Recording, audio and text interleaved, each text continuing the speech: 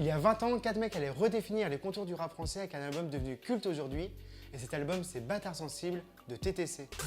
Les mecs de TTC débarquent dans le club avec leur dégaine devant leur moi qui seul, moi qui l'heure. Soudain, toutes les meufs, je sens quelque chose de bizarre dans leur cœur. Sorti le 25 octobre 2004, ce deuxième album du groupe fondé par Tequila Tex, Cuisinier et Tito Berman a totalement brisé toutes les conventions, propulsant le rap français dans une nouvelle dimension où des paroles choquantes et un peu aléatoires allaient rencontrer des sonorités inattendues. Parmi les morceaux iconiques de cet album, on retrouve le très controversé Girlfriend, qui à l'époque tournait dans tous les collèges de France à cause de ses paroles ultra trash.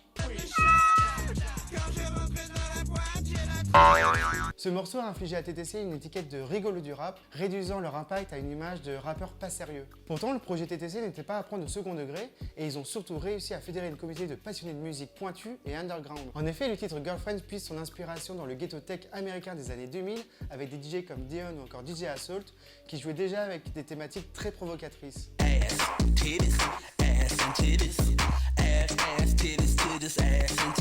D'ailleurs, Tequila Tex a reconnu dans une interview donnée pour le magazine Trax en 2018 que le succès inattendu de Girlfriends leur a un peu échappé et que sa popularité l'a transformé en une chanson paillarde. Et je pense qu'aujourd'hui, il faut aussi pas se voiler la face et assumer la part de responsabilité d'avoir mis de la musique misogyne dans l'univers. Tu vois ce que je veux dire ?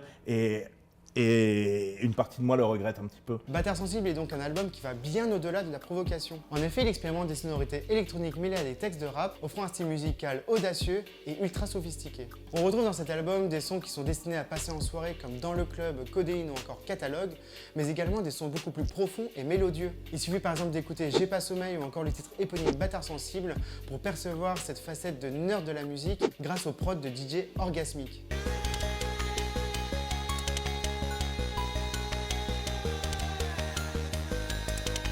En réécoutant Bâtard Sensible 20 ans après, je trouve que ça n'a pris aucune ride et ça montre surtout que TTC était en avance sur son temps. De plus, cet album est devenu au fil des années un véritable classique du rap français, ouvrant la voie à une nouvelle génération de rappeurs et de beatmakers qui se sont inspirés de la vision avant-gardiste du groupe. Pour moi, la découverte de cet album a été une véritable révélation. Il m'a permis d'explorer d'autres courants émergents de l'époque comme le label Institube ou encore Headbanger, sans oublier d'autres artistes rap et électro de l'époque comme Zwinkels, Dabaz, Surkin, Boys Noise ou encore Mode Selector.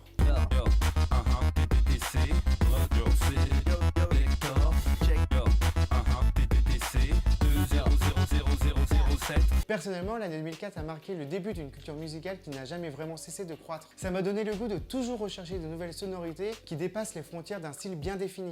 Et pour ça, je peux remercier que les artistes qui ont émergé à ce moment-là et qui ont fait peut-être la personne que je suis aujourd'hui. Pour célébrer les 20 ans de l'album Bâtard Sensible, le label Jeune à Jamais propose pour les nostalgiques et les fans une édition limitée du projet qui a indéniablement laissé une empreinte sur toute une génération.